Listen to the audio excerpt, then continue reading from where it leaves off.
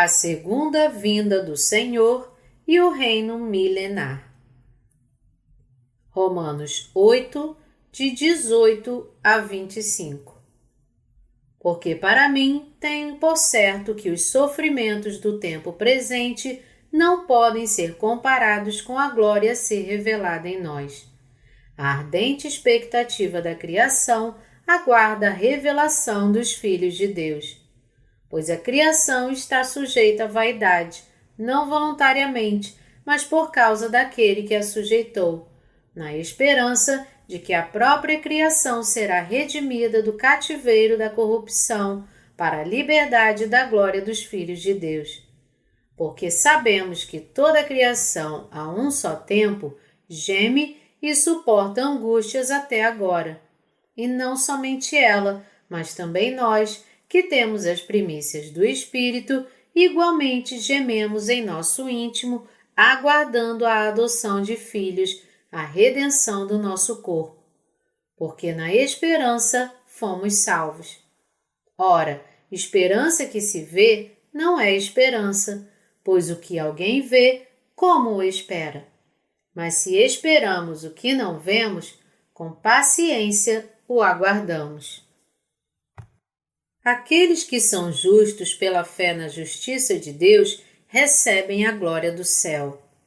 É por isso que eles sofrem com o evangelho da água e do Espírito de Jesus para revestir todas as pessoas com essa glória. Os crentes se dedicam ao evangelho da justiça de Deus e sofrem na terra, porque participar dos sofrimentos de Cristo é glorioso e justo. Não é uma honra para nós sofrer por Deus, a quem honramos e respeitamos? Certamente é. É um sofrimento glorioso. É por isso que aqueles que creem na justiça de Deus sofrem pela sua justiça. Por quem nós estamos sofrendo agora? Você está sofrendo pelo mundo e pela sua carne? De que valeria para a sua alma sofrer pelo mundo? Sofra pela justiça de Deus e creia nela. Assim, a glória do Senhor Jesus será derramada sobre sua vida. A herança com a qual seremos abençoados no futuro. Vamos pensar sobre a herança que nós receberemos. A herança que receberemos no céu é a recompensa de reinar com Jesus no novo céu e nova terra. A glória que receberemos no reino de 1000 anos e no reino eterno de Deus é tão grande que não pode ser medida. Apenas os próprios crentes nascidos de novo podem conhecer e possuirão esta glória que os aguarda. A glória incomparável. Porque para mim tenho por certo de que os sofrimentos do tempo presente não podem ser comparados com a glória a ser revelada em nós. Romanos 8, 18. Comparando a glória que será recebida pelos crentes aos seus sofrimentos no tempo presente, Paulo disse que a glória os superaria. Isso é absolutamente verdadeiro. A glória que nos espera é muito maior do que o sofrimento que temos agora. A ardente expectativa da criação. A ardente expectativa da criação aguarda a revelação dos filhos de Deus, pois a criação está sujeita à vaidade, não voluntariamente, mas por causa daquele que a sujeitou, na esperança de que a própria criação será redimida do cativeiro da corrupção para a liberdade da glória dos filhos de Deus. Romanos 8, de 19 a 21. Toda a criação de Deus deseja ser libertada da corrupção do pecado. Para sermos libertados, o reino de Deus deve ser estabelecido nesta terra. Esta criação também espera pelos filhos de Deus se tornarem mestres do reino dos 1000 anos.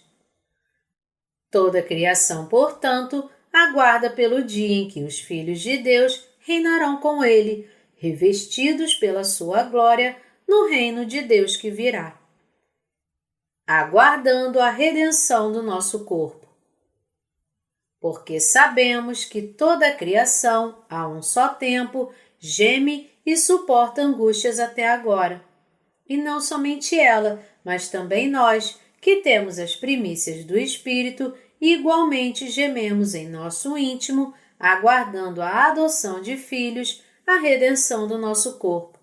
Porque, na esperança, fomos salvos. Ora, esperança que se vê não é esperança, pois o que alguém vê, como o espera? Mas se esperamos o que não vemos, com paciência o aguardamos. Romanos 8, de 22 a 25. Aqueles que creem no Evangelho da Justiça de Deus são salvos de seus pecados. Eles aguardam pelo reino de Deus, pelo dia em que ele virá, com perseverança em todos os seus sofrimentos. Eles sofrem incessantemente pelo Evangelho e, por meio de seu sofrimento, esperam que o reino de Deus se aproxime cada vez mais. Isso é natural, pois eles não esperam o tipo de esperança que se vê com os olhos da carne. Pelo contrário, esperam o reino de Deus que não se vê e sua própria transformação. As pessoas e tudo mais no mundo hoje vivem vidas indescritivelmente exaustivas. Com o tempo, o mundo muda e com o crescimento da tecnologia e da civilização, a esperança das pessoas pelo futuro cresce em seus corações. Eles esperam ver um paraíso na Terra no futuro e ficam ansiosos, nervosos e tristes, lamentando que o processo demore tanto, apesar de todos os avanços. Computadores, automóveis e outros avanços tecnológicos e científicos continuam, mas é cada vez mais difícil ouvir o riso das pessoas. Há esperança para o futuro da humanidade? Infelizmente, a resposta é não. Segundo a palavra do Apocalipse, assim como a opinião de especialistas, os desastres nos aguardam, como a falta de água, a destruição da camada de ozônio, o desmatamento, o que fará com que muitas pessoas morram de sede e calor. Você pode sentir todos esses desastres que nos aguardam em seu coração? Estamos vivendo em um mundo agradável? Pode parecer agradável em alguns aspectos. E o que não pode ser comprado com dinheiro? Precisamos de água potável e de um meio ambiente saudável.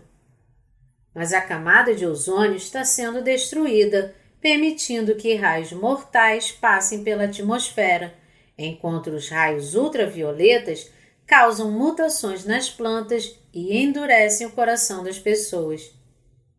As pessoas se preocupam cada vez mais. O que acontecerá com este mundo?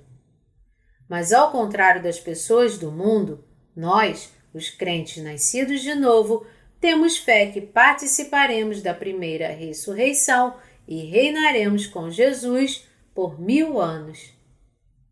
A Bíblia nos diz que o Senhor Jesus descerá novamente do céu com um grito, a voz de um arcanjo e a trombeta de Deus. 1 Tessalonicenses 4, 16. A questão é quando ele virá. Nosso Senhor Jesus prometeu que viria para levar aqueles que creem no Evangelho da água, do sangue e do Espírito. Por isso estamos esperando por este dia. Aqueles que são nascidos de novo creem neste Evangelho. Meus pecados foram passados para Jesus quando ele foi batizado. Eu creio no Senhor Jesus como Salvador que foi julgado por meus pecados em meu lugar. Deus nos garantiu a salvação através de seu único Filho, Jesus Cristo. Ele está voltando para ressuscitar seu povo e deixar que reinem com ele por 1000 anos nesta terra.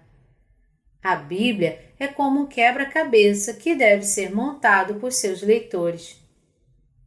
Quando Jesus veio pela primeira vez, ele veio para chamar os pecadores ao arrependimento.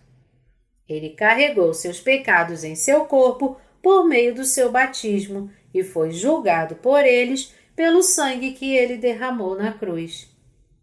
Quando o Senhor Jesus, que agora reside no céu, retornar, ele ressuscitará todos aqueles que creem na justiça de Deus para reinar com ele por 1000 anos. O reino milenar. Aqueles que realmente amam os outros neste mundo são filhos de Deus. Eles são as únicas pessoas que pregam o Evangelho da Justiça de Deus a todas as almas perdidas para ganhá-las para Cristo. As pessoas deste mundo recompensam os filhos de Deus? Não. Quem faz isso? Quando Jesus voltar, ele os recompensará, ressuscitando aqueles que são nascidos de novo e permitindo que reinem por 1000 anos. O reino de 1000 anos é para nós, os crentes nascidos de novo. Embora o mundo de hoje esteja se tornando desolado, quando nosso Senhor Jesus voltar, viveremos em um novo mundo. Lá, o Senhor Jesus nos permitirá reinar com Ele e viver felizes e alegres pelo tempo que quisermos. Paulo disse em Romanos 8, 23: E não somente ela, mas também nós, que temos as primícias do Espírito, igualmente gememos em nosso íntimo, aguardando a adoção de filhos, a redenção do nosso corpo. Você está esperando por este dia? Mesmo nós, que temos as primícias do Espírito, gememos em nosso íntimo, esperando a redenção de nossos corpos. Deus disse que Ele nos ressuscitaria, mudaria nossos corpos e nos permitiria viver com Ele. Nós, que nascemos de novo, juntos esperamos e aguardamos por sua segunda vinda por meio do Espírito Santo. Gememos internamente. Os crentes nascidos de novo sabem o que acontecerá a este mundo. O que os videntes falam sobre o futuro não significa nada. Os crentes sabem precisamente o que acontecerá no futuro. Mesmo que o mundo mudasse a maneira como previmos, ninguém acreditaria em nós. Mas aqueles que creem na palavra de Deus escrita somente esperam sem ostentação. Mesmo que outras pessoas que não reconhecem a palavra de Deus os desprezem, eles viverão com esperança. Aqueles que não creem, portanto, deveriam receber a salvação antes que suas vidas acabassem. Eles deveriam crer que Jesus levou todos os seus pecados com seu batismo e foi julgado em nosso lugar na cruz. Só então eles poderão entrar no reino de Deus quando chegar o dia final. Então seremos recompensados e entraremos em seu reino para ter a vida eterna.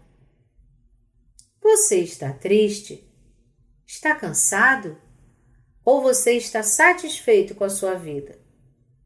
Devemos saber e crer claramente em como Jesus se tornou nosso Salvador antes de morrermos.